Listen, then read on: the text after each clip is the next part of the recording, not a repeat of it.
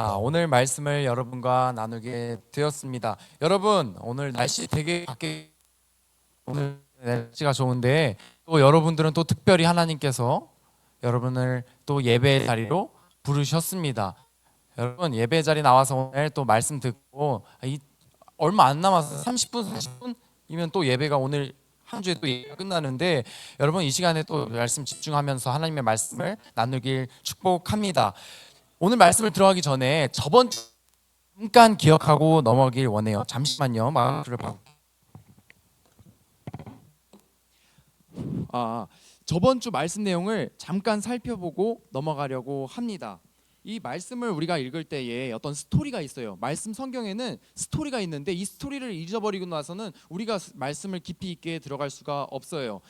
저번 주 말씀 내용 한번 살펴보겠습니다. 이삭이 나왔죠. 이삭의 두 아들을 낳게 돼요. 첫째는 어떻게 누구였나요? 에서. 에서의 뜻은 털이 많고 또 거칠고 강한 자. 또 에서의 성장 과정을 보면 나중에 커서도 진짜 남들이 부러워하는, 남들의 부러움을 사는 그런 아이돌과 같은 삶을 살게 돼요. 에서를 세상 말로 다시 바꿔서 말한다면 강자에 속해요. 강자. 그리고 나서 에서가 태어날 때 에서의 발 뒤꿈치를 잡으면서 태어난 사람이 바로 있었으니 바로 야곱입니다. 야곱은 삶을 보면 진짜 뒤따르는 사람이에요. 남 뒷꿈이면 졸졸 따라다니는 사람이었습니다. 세상 말로 다시 말하면 약자에 속해요. 약자. 그런데 성경을 우리가 천천히 읽고 하나님의 역사를 보면 하나님은 정말 특별하게 강한 자를 쓸 때도 있지만 쓰시려고 하지 않아요. 하나님의 역사하심을 보면 약한 자를 들어 쓰시는 하나님을 우리가 발견하게 됩니다. 강한 자는 특징이 뭐냐면 교만하게 돼 있거든요. 내가 이렇게 세, 내가 강한데 뭔 누구를 의지해? 내 주먹을 믿지 이러면서 나가는 사람들이 강한 자의 교만한 것이 약점입니다. 그런데 하나님은 교만한 자를 절대 쓰시지 않아요. 하나님은 교만한 자를 쓰지 않습니다. 고린도전서 1장 27절을 우리 쉬운 성경으로 한번 다 같이 읽어볼게요. 화면에 나와 있으니까 한번 같이 읽어볼게요. 시작. 그런데 하나님께서는 지혜 있는 자들을 부끄럽게 하시려고 세상의 어리석은 것들을 택하셨으며 강한 것들을 부끄럽게 하시려고 세상의 약한 것들을 택하셨습니다. 아멘. 하나님께서는 이렇게 약한 자를 쓰셔요. 그러면 우리가 살아갈 때에 우리는 이 연약함이라는 게 생기는데 우리의 약함이 있는데 이 약함을 그냥 대충 우리 그냥 멋대로 살면 되지 이렇게 하는 게 아니라 우리의 연약함을 하나님께 가져가야 합니다. 여러분이 삶에 더 어려움이 있을 때 우리는 그 연약함을 하나님께 가져가야 해요. 그렇게 하나님께 가져가면 우리는 그런가 동시에 우리는 하나님을 의지하게 돼요. 우리는 하나님을 의지하게 됩니다. 그러면 우리가 하나님의 삶을 하나님을 의지하면서 살아갈 때는 하나님께서 그냥 가만히 계실까요? 하나님을 찾아온 그 자들에게 하나님은 그 삶에 개입하시고 하나님에서 전적인 도움과 하나님의 보호와 약속을 그 연약한 자들을 통해서 하나님은 이루십니다.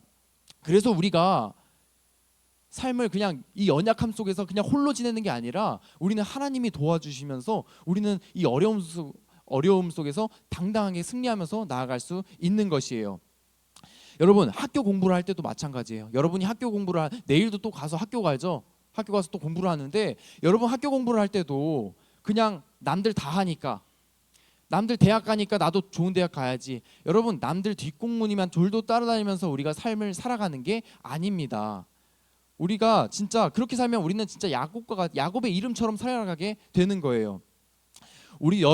여러분 청소년기 나이 때부터 여러분은 하나님께서 주신 비전, 하나님이 주신 계획 이거를 어려서부터 여러분 나이 때부터 발견해야 합니다. 그리고 여러분 발견할 수가 있어요. 이건 남들 이야기가 아니에요. 전도사님도 고등학교를 졸업하고 나서 대학교를 가게 되는데 협성대학교에서 이제 대학을 하는데 전도사님이 공부하는 거리가 먼 사람이었어요. 그래서 1, 2학년을 딱 공부를 했는데 와 신학이 이렇게 재미없을 수가 없습니다. 너무 재미가 없어가지고 공부를 완전 거의 꼴찌 수준에 머물렀어요. 그리고 대학교라고 왔는데 MT를 갔는데 MT를 가는데 교회 부흥회식으로 해서 기도하고 찬양하고 이런 식으로 하니까 아 이거 때려쳐야 되겠다. 아 교회 재미없다 하고 1, 2학년 때 그렇게 방황하고 지냈어요. 그런데 전도사님이 이제 살아가다 보면서 하나님을 만나고 전도사님이 하나님이 주신 나에게만 주신 비전과 계획을 발견하게 되는데 그 이후에 하나님을 만나고 나서 그 비전을 깨닫고 나서 전도사님이 신학을 다시 공부하는데 너무 재밌는 거예요. 너무 재밌어서 진짜 공부를 다시 집중적으로 교수님과 다시 관계도 회복되면서 막 공부를 열심히 해서 전도사님이 진짜 꼴찌에서 지금 최상위권에서 성적이 이렇게 넘어가게 되었습니다. 여러분도 살아가면서 공부를 그냥 습관적으로 어떤 그냥 막연한 어떤 것을 위해서 여러분 공부하면 안 돼요. 우리는 남들 뒤따라가는 그런 인생이 아닙니다. 여러분은 어려서부터 하나님이 주신 비전, 하나님이 나를 통한 계획을 발견해야 합니다. 아무나 발견할 수 있는 게 아니에요. 교회 나온다고 발견하는 게 아니라 여러분 하나님께 물어봐야 돼요. 하나님께 정말 간절히 기도하면서 나아가야 합니다. 그리고 하나님께 이 주일날에는 이 시간에는 공부하는 것도 좋지만 친구들과 노는 것도 좋지만 주일날에 예배 나와서 하나님을 예배하고 하나님께 집중하고 하나님의 말씀을 듣는 우리가 되어야 합니다. 여러분 에서가 다시 본론으로 돌아와서 에서가 어떻게 되냐면 에서가 저번 내용 기억해 봐야 돼요. 기억하면서 에서가 삼계탕 한 마리 딱 끌고 끓여와서 이삭에게 딱 준 거예요. 주면서 약속대로 이삭에게 말합니다. 저에게 축복을 주세요. 약속대로 했으니까 삼계탕 끓여왔으니까 축복을 주세요 라고 했는데 27장 33절에 이렇게 말합니다. 33절에 전도사님 읽을게요. 이삭이 심히 크게 떨며 이르되 그러면 사냥한 고기를 내게 가져온 자가 누구냐? 너가 오기 전에 내가 다 먹고 그를 위하여 축복하였은즉 그가 반드시 복을 받을 것이라 라고 이삭이 이 에서에게 말하는 거예요. 이 전에 온 사람이 누굴까요? 야곱이죠. 이삭이 지금 생각해 보는 거예요. 분명히 아까 누가 와서 축복 받아갔는데 나 치매인가 이렇게 하고 잠시 이렇게 돌아보니까 알고 보니까 야곱 이놈이 에서인 거 가장해가지고 축복을 대신 받아간 거예요. 그리고 야곱은 그렇게 해서 가게 되고 에서는 그 소식을 이젠 듣게 됩니다. 그리고 나서 에서가 이제 막 슬퍼하면서 어떻게 하냐면 남은 복이 있다면 조금이라도 남은 복이 있다면 나에게 그 남은 복이라도 주세요 라고 이삭에게 요청을 합니다. 그런데 39절 40절에 이삭은 이렇게 말합니다. 아버지가 쉬운 성경으로 제가 읽을게요. 아버지가 이렇게 대답하였다. 너가 사는 땅은 기름지지 않고 하늘에 이슬이 내리지 않을 것이며 너가 칼을 믿고 살 것이나 너 동생을 섬길 것이다. 그러나 너가 끊임없이 몸부림치게 될 때 그의 지배하에서 벗어나게 될 것이다 라고 합니다. 거의 축복도 아닌 저주 같은 말을 하게 돼요. 나중에 에서가 살아가면서 에서가 산 지역이 에돔 땅이 돼요. 에돔 땅은 나중에 어떻게 되면 결국에 망하게 됩니다. 역사 속에서 완전히 지워지게 돼요. 에서가 살아간 그 땅은 에서의 역사는 지워지게 됩니다. 에서가 그리고 그 말을 듣고 어떻게 되면 한 가지 딱 결심을 하게 됩니다. 뭐냐면 여기서 에서의 본성이 나와요. 어떻게 하고 싶을까요? 야곱을 어떻게 할까요? 한번 딱밤 한 대 때리고 끝낼까요? 에서가 어떻게 하냐면 본심이 나오는데 야곱을 자기 동생을 죽이려고 해요. 너무 분해서 야곱을 죽이려고 합니다. 이 소식을 이제 리브가가 알아듣고 야곱을 자기의 친오빠 야곱의 삼촌인 라반의 집에 보내게 돼요. 라반의 집에 보내게 되는데 하란이란 땅으로 보내게 됩니다. 결국은 지금 어떻게 되냐면 야곱이 축복을 받고 받았는데 지금 야반도주를 하는 상황에 온 게 된 거예요. 지금 야곱은 에서가 자기 지금 형이 나를 죽이려고 하니까 야반도주를 하게 됩니다. 그런데 야곱이 지금 도주하는 중에 너무 피곤해가지고 돌베개를 베고 이제 자고 있는데 이 들에서 이제 너무 피곤해서 돌베개를 베고 자고 있는데 그 꿈속에서 환상을 보게 돼요.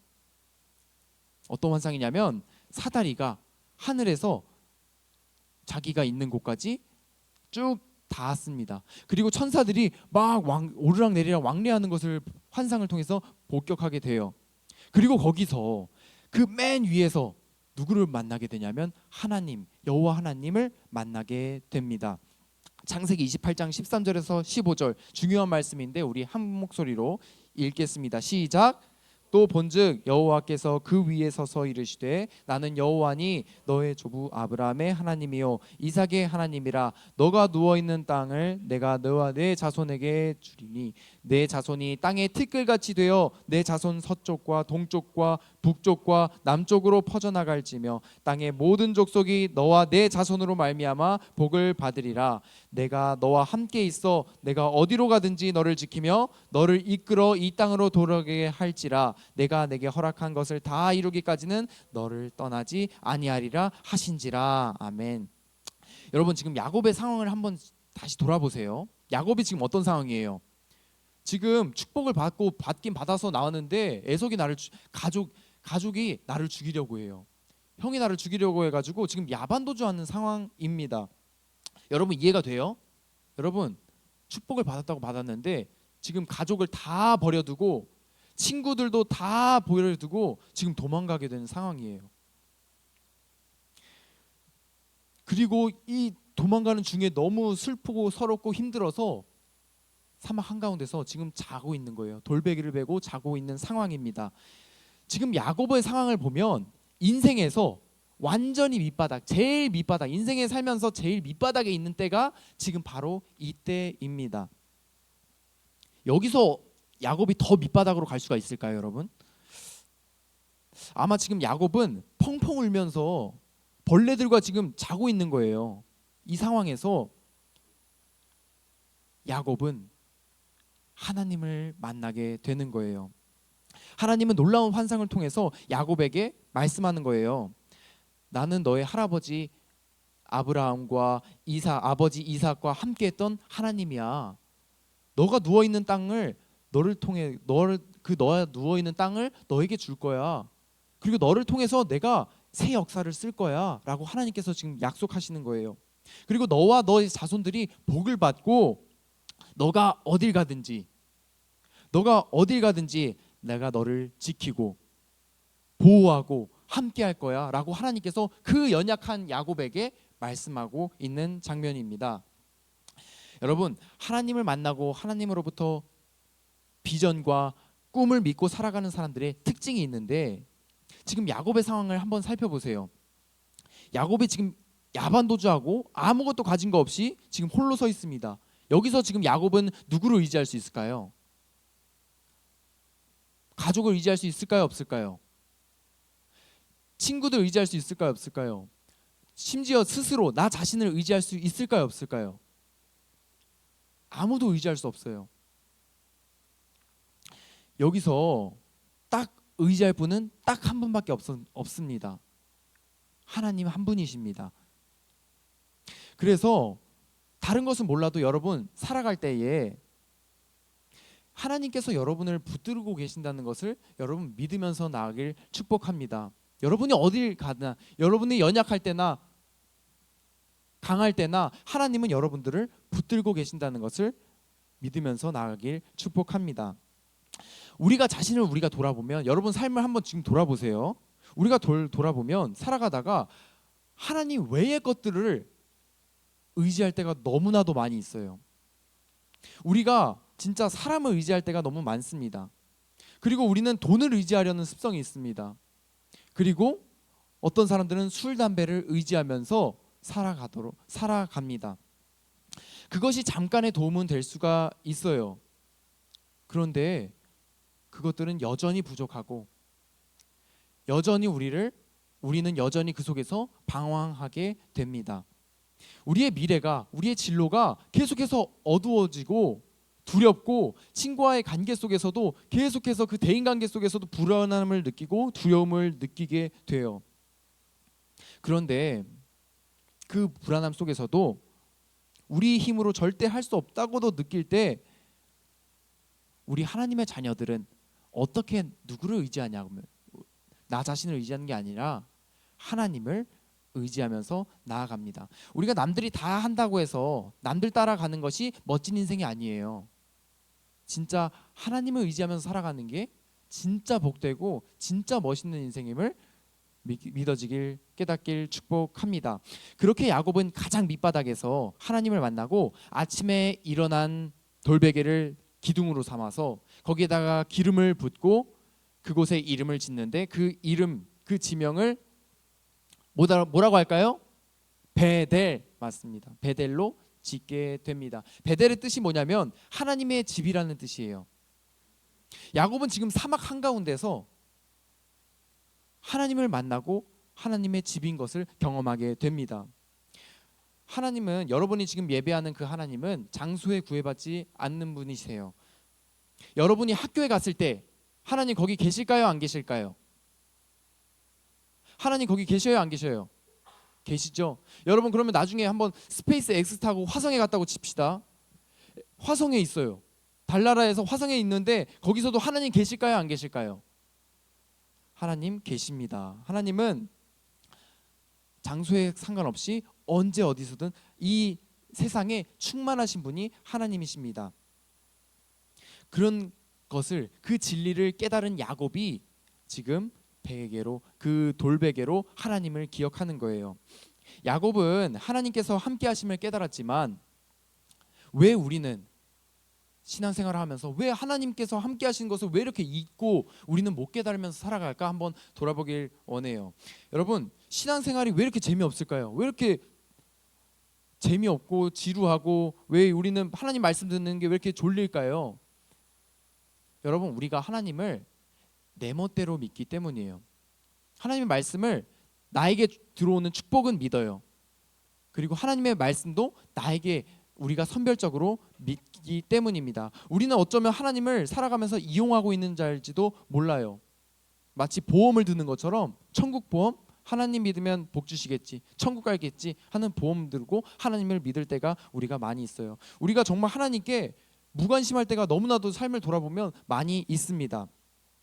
우리가 진짜 도움이 필요할 때도 우리는 하나님을 의지하지 않아요. 우리가 진짜 필요할 때, 여러분이 이제 대학을 결정할 때나 여러분이 어떤 직업을 결정할 때나 그런 상황 속에서도 우리는 하나님을 찾지 않을 때가 너무나도 많이 있어요. 여러분, 하나님께 기도하나요? 여러분 한번 돌아보세요. 한 주간 여러분 하나님께 기도해요? 하나님을 진심으로 한번 찾아본 적이 우리가 있나요? 야곱이 하나님을 만나고 앞으로 그런 어려움 속에서 나아갔던 것처럼 우리도 한 번쯤은 살아가면서 하나님을 만나야 되지 않을까요? 우리가 이 베델의 의미를 한번 다시 깨닫길 축복합니다. 우리가 이 베델의 의미를 깨달은 사람만이 진짜 참된 행복과 평안을 누리면서 살 수 있게 됩니다. 세상이 준 평화가 아니에요. 하나님이 주신 평화를 누리면서 살 수 있게 됩니다. 야곱이 만났던 하나님은 방관자 하나님이 아니에요. 야곱이 만났던 하나님은 나에게 아무 관심도 없고 그냥 멀리서 지켜보는 하나님이 아니었어요. 사다리를 놓고 친히 찾아오셔서 내 옆에 오셔서 나와 함께 동행하시고 넘어져 있는 우리의 연약함을 싸매주시고 상처를 싸매주시고 회복시키고 이끌어 가시는 분이 여러분이 믿는 하나님입니다. 여러분, 우리가 믿음의 조상을 돌아봤을 때 아브라함도 있고 이삭도 있고 야곱도 있고 모세, 신약에는 베드로, 사도 바울, 또 심지어 여러분의 부모님까지, 여러분 부모님도 우리가 신앙생활을 하면서 깨달았던 건 뭐냐면 베델입니다. 베델의 뜻이 뭐죠? 베델의 뜻, 하나님의 집, 다시 말하면 하나님의 임재가 있는 것이에요. 하나님의 임재가 어디 있나요? 사막에 있나요? 학교에만 있나요? 여기 교회만 있나요? 우리가 어딜 가나 우리 지금 바로 여기서 나에게 있는 하나님의 임재입니다. 여러분도 그 하나님의 임재, 이 베델을 여러분의 삶에서 깨달으면서 느끼면서 살아가길 예수님의 이름으로 축복합니다. 여러분, 말씀을 정리할게요. 야곱은 지금 고향에서 에서의 분노를 피해서 지금 야반 도주하고 있는 상황입니다. 야곱이 의지할 때는 정말 아무 데도 없어요. 그리고 그 슬퍼할 때, 울면서 처절히 있을 때 하나님께서 야곱을 만나 주십니다. 그리고 야곱에게 말씀하시는 거예요. 내가 너와 함께 있어서 너가 어디로 가든지 내가 함께 할 거야. 너를 절대 떠나지 않을 거야 라고 말씀하십니다.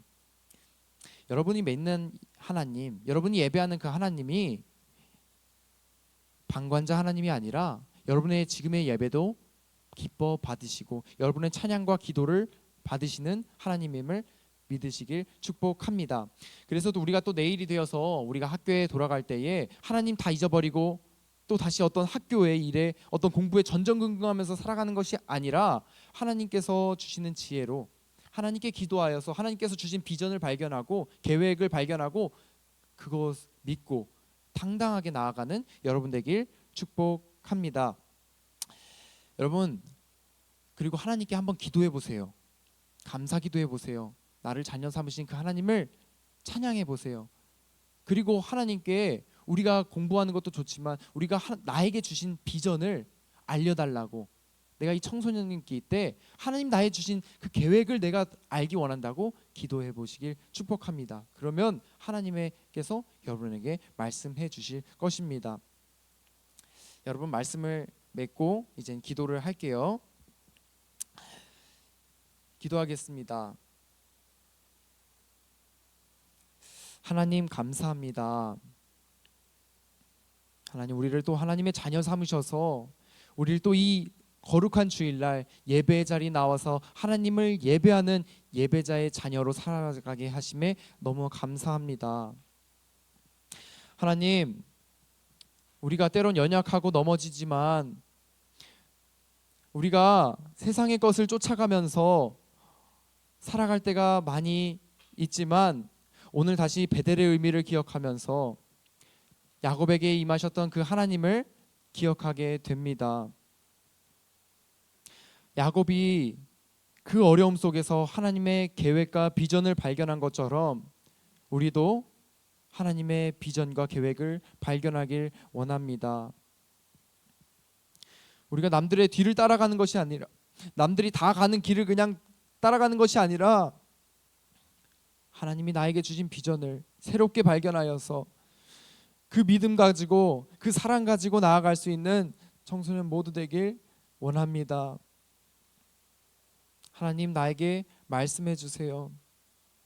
하나님, 나에게 찾아와 주세요. 내가 주님을 따르길 원합니다. 주님께 순종하길 원합니다.